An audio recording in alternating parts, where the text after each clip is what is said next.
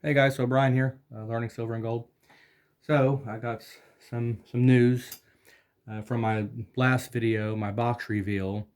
If you watched the last one, you'll know what I'm talking about the silver and gold I got out of my IRA.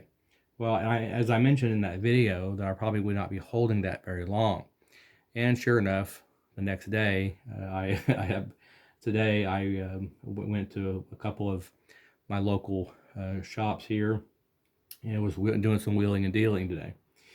So this is what I got in replace of the 100 ounces of silver and the 2.5 ounces of gold bullion that I had. Okay. And so I swapped out that. Plus, I will add that I did get back a little over $300 cash that I did. I'll just say I gave that to a loved one in need. So yeah, so that plus a little bit of cash back to help somebody out.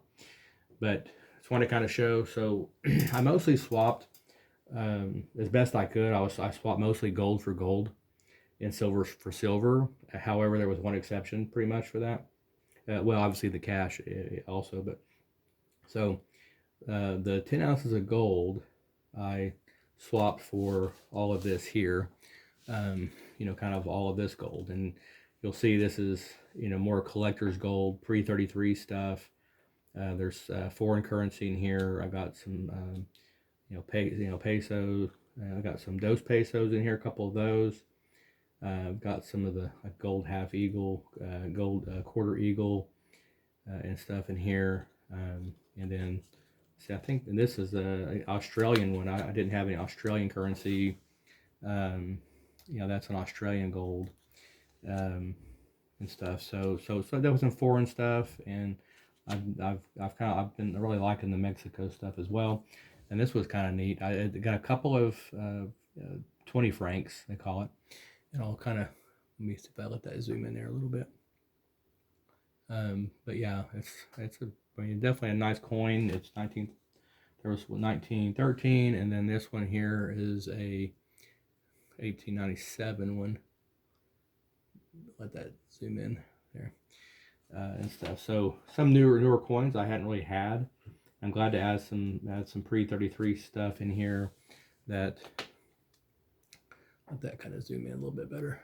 There it goes. So a $5 gold eagle. Not what most of y'all probably think of when I say gold eagle, is it? But this is something that's more to what I collect, and I've already mentioned that many times on my channel as to why. But so I won't keep going into that. But yeah, so this is really I feel better moving it out of the manipulated bullion and into this. And then I did get some airtight containers for all of these that I'll be doing that here probably when I get off this. I'll be getting those in there for the gold. Okay, so and then next, so I swapped in, and it's funny how some shops, and you may have experienced this too. Some shops you can get better deals on certain things versus others, and that kind of it really happened today, especially with my silver. The gold, the first shop that I went to, it's more local for me, so less of a drive, and they tend to have a pretty good stock. It's usually kind of, I'd say, middle of the road as far as stock goes, but they do a much better job in stocking the kind of golds that I like. And so I did go there first this morning, and that's why I ended up basically selling them my gold, or basically doing a swap out pretty much, other than the 300 cash I got back. But so I was, and really on that, it was kind of at the point where they didn't really have much other options for the gold that I like anyway. And so it made sense to get a little bit of cash out. They had some other coins, but they were like really big dents or scratches on them. I didn't want anything like too crazily damaged, because often on that, when it's too damaged, a lot of times you probably won't get your money back at all. You probably take a loss for sure if you go to sell it at some point. And so we were talking like large scratches or dents. You gotta kind of be careful with that. I learned my lesson on that too. So just keep an eye on it. And I'm not going for obviously perfect stuff. I'm not going for any kind of graded coins. You'll notice none of my stuff is graded. So Now, if I found a crazy deal on a graded one, I might buy it. But in the long run, I just don't think I'd get my money back. And it does make them more bulky in terms of storage, things like that too, and stuff. So, and again, my stack's more for the, the collapse of the currency, and for be able to exchange down the road as needed. So basically, it's my savings, my savings, my retirement. Is how I look at it, and for apocalypse or zombie apocalypse or whatever and stuff. So, but you see kind of a variety on the gold stuff. Now when I asked about the silver, when I was trying to sell the 100 ounces, the first shop, he was just saying that he can only pay me the spot price for my stuff, and we're talking St. Helena, coins, so they're definitely not just and even some generics. I mean, so I was shocked. I thought he would say at least $1 over spot. That's what I was thinking. I thought, well, but at least he'd be $1 or $2 over spot. But he was, he didn't want to budge from paying me spot. And so I said, no, let me go check with my other guy that I have, and he understood. And so I went to my other guy, and then talking to him and showing him everything, he really helped negotiate with me, and he ended up doing 3 over spot for those 100 ounces. So I was like, hell yeah, sign me up. So he did 3 over spot on those. So, and I just did kind of the same thing as swap. So I started going through his 90%, in particular, the peace dollars, as you'll see here. So, and these are just coal peace dollars and Morgans. So I got a whole other tube. I already built a tube. I mentioned on another video, a couple of videos back, that I built a tube of peace dollars. And so this will be my second tube of those. Just like I said, just coal, 90% peace dollars. These are normally, he sells them for 29.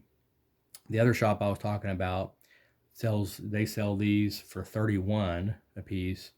This other guy sells them for 29, and if I buy 10 or more, they go down $2. Okay, so I end up getting these for 27 a piece on these.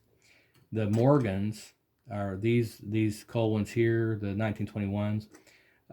These are normally they're 32, and they have some more expensive ones that go up from there, but these were 32.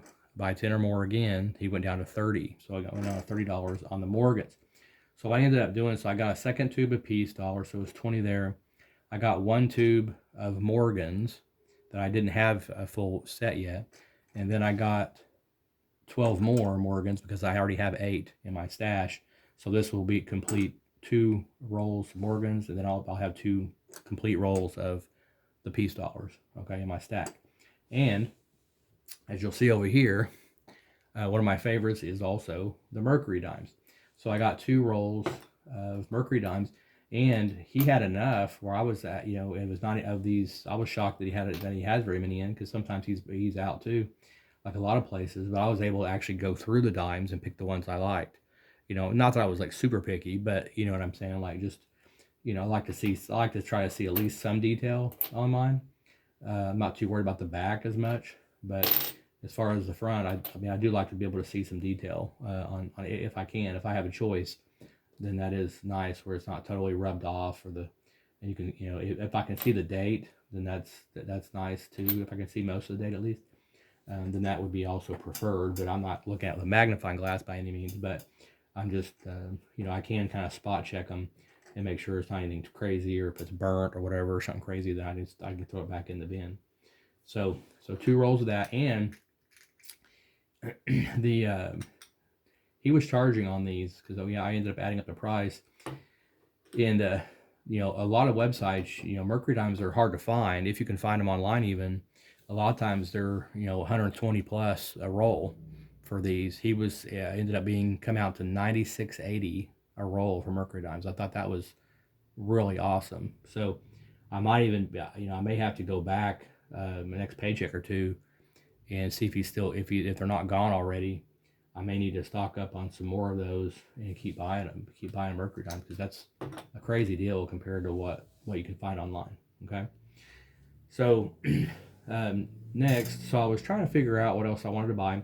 And then I did kind of spot this, which this other vendor, he doesn't usually have a lot of the gold that I collect. He has more of the modern bullion stuff. He might have I think he had some small like kangaroo in there, or Krugerrand. I think it was a Krugerrand or something. But I saw this one in there that really kind of caught my eye because it's kind of more of what like the stuff that I like. And even on this, it says $230 on there. He went down to 220 for me on this one even, and it's just a $1 US gold coin. See if I can let that zoom in a little bit. And I mean, it's pretty tiny. It's kind of similar. It looks about the same size as the dos pesos. Yeah, it's almost exactly the same, basically exactly the same size as the dos pesos and stuff. So I thought, well, let me add that to my stack, and it is definitely a collector thing. It's definitely pre-33. So I got that with the silver trade and stuff. So, and then I was kind of looking to see what else, and I thought, well, maybe I should get some more generics. And I was kind of debating it because it is, though the premiums are still kind of high. And so he gave me a little bit of deal, but it is even there it was $6 over spot, which wasn't terrible, but I was kind of like, well, and with the money I had left over, he was like, well, I was supposed to get like 17, a little over 17. He went ahead and said, go ahead and you can pick 18 ounces out of it. You can get 18. So I pretty much got most of what he had left on the generics. And so there's I grabbed all the buffaloes that he had, and then plus there's some sunshine mint in here. I think there was a couple of different ones, including one that had looked like the Morgan, which those are really really nice too. I got some of those. That's in here somewhere, but maybe it's that one. Yeah, so I did get, there was one of those that he had. Those look nice too. But there's, like I said, mostly buffaloes, and then there's some, like I said, mostly that and sunshine mint in there. So I got 18 of those, so not quite a whole roll on those, but close. And I actually have some more generics back there in my stack, so I can actually complete a roll of just general generics there as well. So yeah, so in the grand scheme of things, I've got 2 rolls, and then I'll be able to complete 2 more rolls, right? One Morgan and 1 generic. I'll be able to complete those. So kind of 4 rolls there, plus 2 rolls of Mercury's. So 6 rolls of total. Mostly, obviously, mostly 90%. But this is this makes me happy to be able to do that, and to continue stacking, just the way that I prefer to, and what I like to have in my stack and stuff. So, but let me know in the comments what your thoughts are. I mean, maybe what you would have done differently. And some people, if you're into the bullion and stuff, then then I would have suspected some people would have just kept what I had gotten from the IRA, and that's totally understandable for some people if that's what you collect. Then nothing against that. That thought, or another thought I kind of crossed. I thought, well, maybe I could have held it for a while, hoping that the price jumps up, and then I could have went and traded it. I contemplated that, but and thinking about it, it's kind of like, but when you're swapping one for the other, when you're swapping gold for gold, pretty much silver for silver, it kind of becomes kind of mute. It's a moot point, because now it's like I'm going to be paying more. I'm going to be paying as it goes up. I'm also be paying more for what I got. Now if I was going for trying to get cash, then out of it, then yeah, you would hope that the price would shoot up as you're going to cash in your metal. Then that would be ideal. But it doesn't quite matter as much, honestly, when you're swapping out metal for metal. Okay.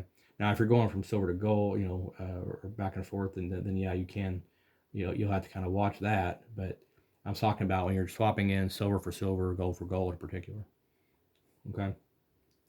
So, but that's just some kind of an update there. And like I said, I'm excited about it, and let me know your thoughts, and let me know if you're with the markets and stuff like that, with some things harder to find and stuff, what is your strategy? Has your strategy changed over the last year and a half or so? And what are you stacking? What are you not stacking? And just put your comments in there. And I'd love to hear everyone's thoughts and stuff.